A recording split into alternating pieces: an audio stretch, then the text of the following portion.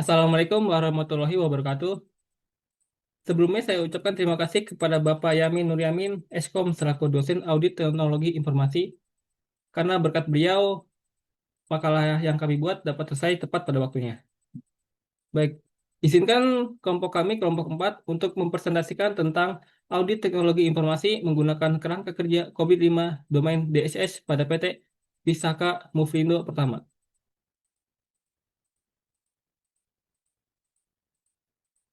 Ya, di sini ada 5 orang. Yang pertama ada Arya Triprayoga, ada saya, Evan Widi Pratama, ada Syawal Alfarisi, ada Bayu Dwi Prasetyo, dan ada Ahmad Faturrahman Sidik. Baik, latar belakang. Perkembangan teknologi informasi yang pesat telah menjadi faktor kunci dalam mendukung efektivitas dan efisiensi operasional perusahaan di berbagai sektor. Penggunaan teknologi informasi yang tepat dapat meningkatkan efisiensi, menurunkan biaya operasional, dan mempercepat layanan. Namun, tanpa tata kelola yang baik, pemanfaatan teknologi informasi justru dapat menimbulkan masalah seperti gangguan layanan, lemahnya keamanan, lemahnya keamanan data, dan ketidaksiapan menghadapi insiden.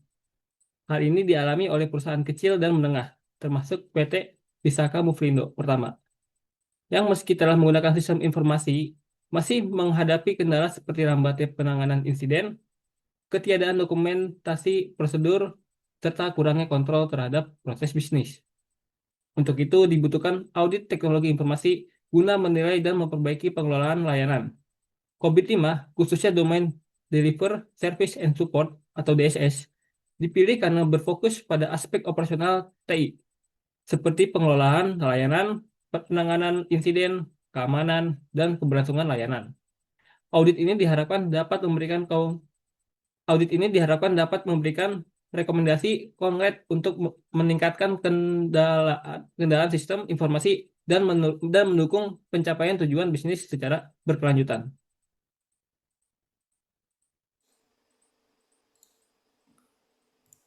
Ya, sebelumnya izinkan saya memperkenalkan diri. Nama saya Salvarisi. Kali ini saya akan menjelaskan tentang rumusan masalah. Jadi ada tiga aspek utama dalam rumusan masalah ini, yaitu pertama ada bagaimana kondisi manajemen dan pengelolaan sistem teknologi informasi di PT Visaka Muflindo pertama saat ini. Lalu ada sejauh mana tingkat kematangan atau maturity level proses dalam domain DSS menurut kerangka kerja COVID-5. Lalu yang terakhir ada apa saja gap yang terjadi di antara kondisi saat ini dengan target ideal dan bagaimana rencana perbaikannya. Lalu ke bagian tujuan, menilai dan menganalisis kondisi pengelolaan sistem teknologi informasi di PT Visaka Muflindo pertama. Lalu yang kedua mengukur tingkat kematangan teknologi informasi berdasarkan domain DSS dalam kerangka kerja COVID-5. Lalu yang ketiga mengidentifikasi gap antara kondisi saat ini dengan kondisi ideal dan memberikan rencana rekomendasi tindakan perbaikan. Lalu selanjutnya ada manfaat penelitian. Jadi manfaat penelitian sini ada dua. Yang pertama untuk akademik, memberikan gambaran nyata tentang kondisi tata kelola TI saat ini di perusahaan. Lalu menyediakan rekomendasi yang spesifik berdasarkan hasil penilaian maturity level. Yang ketiga membantu perusahaan menyusun SOP, mengelola resiko, dan membangun sistem layanan TI yang lebih andal dan aman. Lalu bagi akademik yang lain menjadi contoh penerapan nyata audit TI dan kerangka kerja COVID-5 pada sektor jasa otomotif, menambah referensi penelitian audit sistem informasi pada perusahaan berskala kecil dan menengah. Yang ketiga, menunjukkan keterkaitan antara maturity model dengan praktik perencanaan dan evaluasi sistem. Lalu selanjutnya ada ruang lingkup penelitian. Jadi audit dilakukan hanya pada PT Visaka Muflindo pertama. Jadi framework yang digunakan adalah COVID-5 dengan fokus pada domain DSS atau Deliver, Service, and Support yang meliputi 6 proses utama dari DSS 01 sampai DSS 06. Data diperoleh melalui observasi, wawancara, dan kuesioner internal, serta dianalisis dengan pendekatan deskriptif kualitatif dan pengukuran maturity level berdasarkan skala CMMI.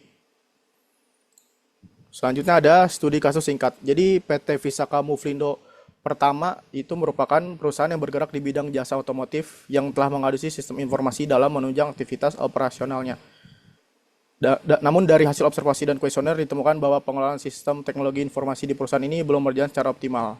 Beberapa permasalahan ditemukan diantaranya adalah gangguan layanan yang sering terjadi, kurangnya integrasi antar sistem, serta lemahnya pengendalian terhadap keamanan informasi. Hal ini menunjukkan bahwa masih ada celah dalam tata kelola TI yang dapat berdampak pada efisiensi dan kualitas layanan kepada pelanggan. Ya, selanjutnya.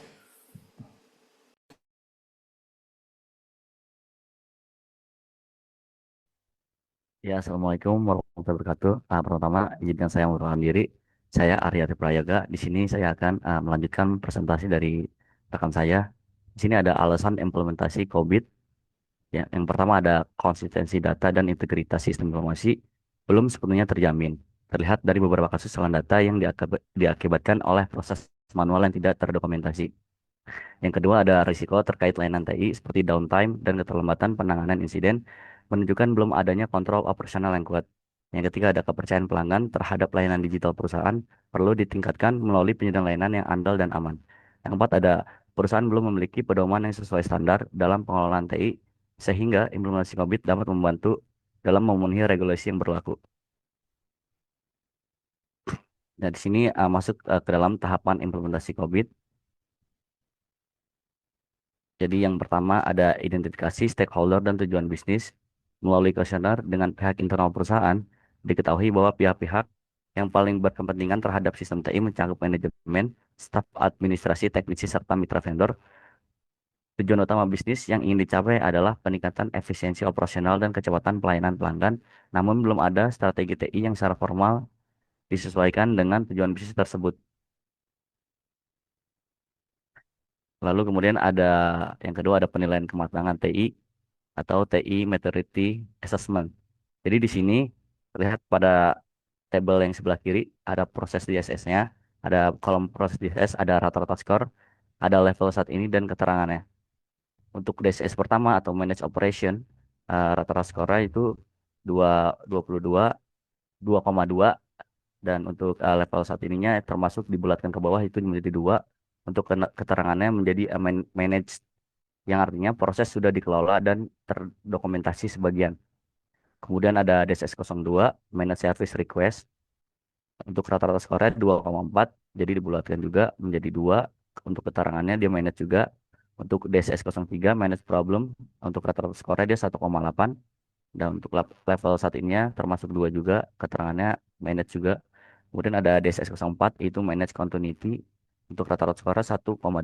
Untuk level saat ini 1. Untuk keterangannya dia termasuk ke performance, yang artinya proses dilakukan namun belum terdokumentasi atau belum konsisten.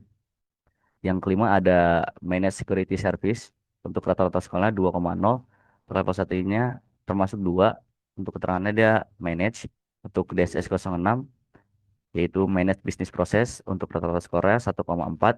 Untuk level satu ininya termasuk ke 1. Untuk keterangannya dia performance juga. Kemudian untuk tabel sebelah kanan itu ini untuk gap analisisnya. Untuk proses DSS yang pertama itu DSS 01, untuk level satunya dia 2. Nah, untuk target ideal dari perusahaannya dia masuk ke levelnya 4. Kemudian sebelah kanan ada kolom gap juga, gap-nya yaitu 2. Kemudian untuk DSS 02, Manage Service and Request dan Incident, dia 2 juga untuk level saat ini ya, untuk target levelnya juga 4. Kemudian gap-nya 2. Untuk DSS 03, untuk level saat ini dia 2. Untuk target level idealnya dia termasuk 4 dan gap-nya 2. Untuk manage DSS 04 atau manage continue, dia level satunya 1, kemudian target idealnya 4, untuk GP dia 3. Kemudian untuk DSS 05, manage security dan service, untuk level saat ini 2. Kemudian target levelnya dia 4, untuk GP 2. Untuk DSS 06 itu manage business process, untuk level saat ini 1. Kemudian target levelnya 4 untuk GP 3. Jadi di sini dari hasil pengukuran menunjukkan bahwa rata-rata mid level saat ini berada pada level 2 atau manage dengan target ideal level 4 atau predictable. Maka dapat disimpulkan bahwa perusahaan masih memiliki gap signifikan terutama pada proses DSS 04 dan DSS 06 yang hanya berada di level 1. Ya, izinkan saya memperkenalkan diri, saya Bayu Dwi Prasetyo. Di sini saya akan menjelaskan tentang perencanaan dan penyusunan rencana tindakan. Itu satu, menyusun dan menetapkan SOP untuk proses-proses penting seperti penanganan insiden, manajemen layanan pelanggan, dan kebijakan keamanan informasi. SOP ini akan menjadi acuan kerja harian yang baku dan dapat diaudit. Lalu yang kedua ada melaksanakan pelatihan dan workshop bagi staf terkait untuk meningkatkan pemahaman dan kemampuan dalam pengelolaan layanan TI, pemecahan masalah, dan penggunaan sistem dengan efisien. Next. Lalu selanjutnya ada yang ketiga yaitu menyusun dan menyosialisasikan dokumen Business Continue Plan atau BCP agar perusahaan memiliki pedoman resmi dalam menghadapi gangguan teknologi informasi, termasuk rencana pemulihan sistem secara bertahap. Lalu yang keempat ada menerapkan kontrol internal dan sistem audit yang berkala, baik dalam bentuk evaluasi dokumen, pemeriksaan prosedur kerja, maupun pengukuran performa terhadap SOP yang dijalankan. Kontrol ini akan membantu menjaga konsistensi dan mendeteksi penyimpangan sejak dini. Lalu di sini ada implementasi proses-proses prioritas. Untuk DSS 4, yaitu Manage Continue, adalah penyusunan BCP yang komprehensif mencakup skenario penggangguan, ada prosedur pemulihan, dan daftar personel penanggung jawab.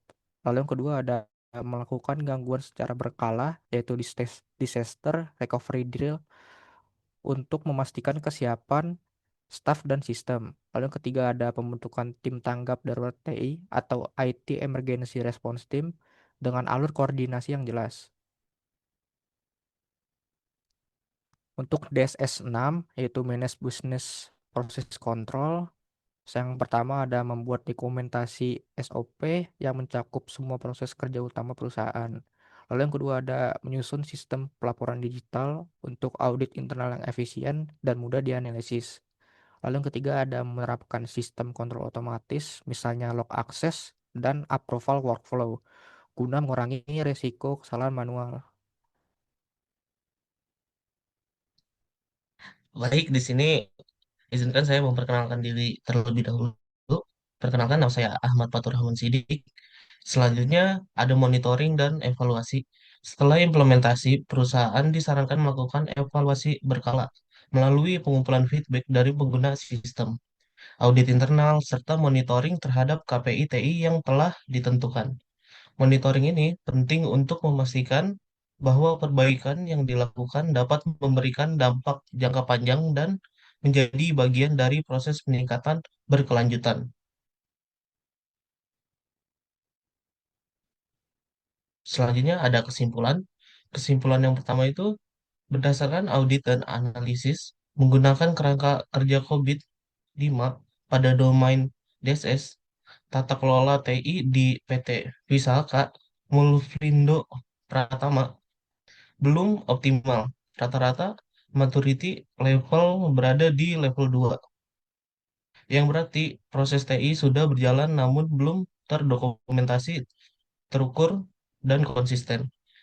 Kesimpulan yang kedua, proses DSS 04 dan DSS 06 masih di level 1, yang menunjukkan belum adanya dokumentasi formal dan kontrol sistematis terhadap proses bisnis. Kesimpulan yang ketiga, audit ini mengungkap gap signifikan. Dengan target ideal level 4, diperlukan langkah konkret seperti penyusunan SOP, pengembangan bisnis continue, plan, peningkatan kapasitas staf TI, serta audit dan pengukuran KPI berkala.